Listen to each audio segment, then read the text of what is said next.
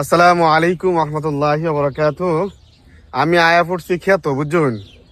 So is this like not is but everything is fair and lovely খেত বুঝুন কিসে আমি খেত আয়া পড়ছি। এটা হচ্ছে আমার সাহাত্ত বাইরের ক্ষেত বুঝুন। এই ক্ষেত আপনি মনে করুন যে বিভিন্ন প্রকারের শাকসবজি উৎপাদন করে, নিজেরাও খায়, বাজারও বিক্রি করে।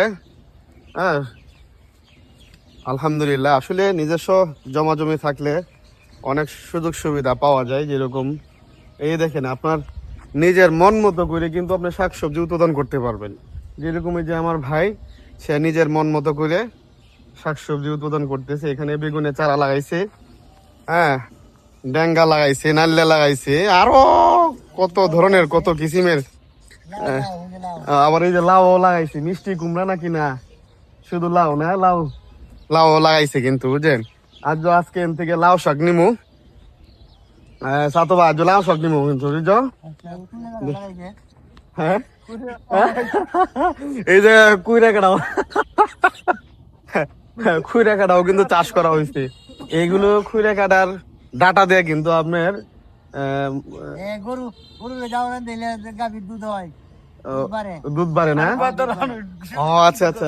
প্রকৃত পক্ষে কিন্তু উনি কিন্তু একজন কৃষক, অভিজ্ঞ কৃষক। উনি, উনার কাছে আমরা যাবো, উনার মুখ থেকে কিন্তু আমরা শুনবো উনি কি বলে, আমাদেরকে কি উপদেশ দেয়। অবশ্যই আপনারা মনোযোগ সহকারে শুনবেন, ঠিক আছে। আমাদের কৃষক ভাইয়ের কাছে আমি আসতেছি। হ্যাঁ, আসসালামু আলাইকুম। ওয়ালাইকুম আসসালাম রাহমাতুল্লাহি ওয়া বারাকাতুহু। ভালো আছেন? আলহামদুলিল্লাহ। আপনার জমিতে কি কি চাষ করছেন? আমাদের জমিতে বাগুন চাষ করলাম, হ্যাঁ হ্যাঁ, আর কি? এরপরে ডাটা চাষ করলাম। ও আচ্ছা আচ্ছা। আরেকটা জানি আপনার কি কুইরা কাটা না কি বলে এটা রে? এই যে কুড়ে কাটা চাষ করলাম, ওইটা আমাদের হ্যাঁ। গাভীরে খাওয়াবো। গাবিরে? জি, এখন দুধ দিতেছে 5 কেজি। এই গাভীরে খাওয়াই থেকে 12 কেজি মতো উঠে গেছে ইনশাআল্লাহ। মাশাআল্লাহ মাশাআল্লাহ। আপনারা অবশ্যই এই যে খুইরা কাটা তো এই যে চিনেন, এই যে রয়েছে আপনাদের খুইরা কাটা। এই যে এইগুলো ডাটা যদি আপনারা যাওয়ার সাথে রান্ধে যদি গরু রেখা হইতে পারেন, তাহলে অবশ্যই 5 কেজি জায়গা 10 কেজি 12 কেজি দুধ দিব কিন্তু, ঠিক আছে না? সিদ্ধ করে যাও। সিদ্ধ করে যাওয়ার দেখা হইতে হইব গরুরে, বুঝলেন। এগুলো কিন্তু গ্রাম অঞ্চলে অভাব নাই। এগুলো কৃষক, গরু চেহারা ভালো হয়ে যায়। হ্যাঁ, গরু চেহারা একদম লাবণ্য ফর্স হয়ে যাবো, ঠিক না?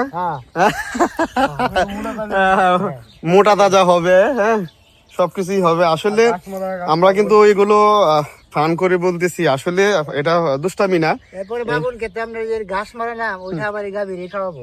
এই গাভীরই খাওয়ানো হবে, দেখছেন। সবই মানে একটাও পালাই না, সবই খাবি সব, হ্যাঁ হ্যাঁ, সব কিন্তু এই ক্ষেতের মধ্যে যা কিছু হয় সবকিছুই কিন্তু আপনার আমার এই অভিজ্ঞ কৃষক ভাই কিন্তু কাজে লাগায়, আলহামদুলিল্লাহ। আসলে সবাই কিন্তু এটা পারে না, সবাই অভিজ্ঞ কৃষক হতে পারে না, ঠিক আছে। কিছু কৃষক ভাইরা নামদারি কৃষক আছে, কিছু অভিজ্ঞ আছে যারা সবসময় ক্ষেতের মধ্যে সবসময় পড়ে থাকে। গরু কয়টা আছে? গরু আমি এত গরু পালি না, আমার 9টা গরু আছে। ও 9টা গরু আছে, মাশাআল্লাহ। ওনার কিন্তু 9টা গরু আছে।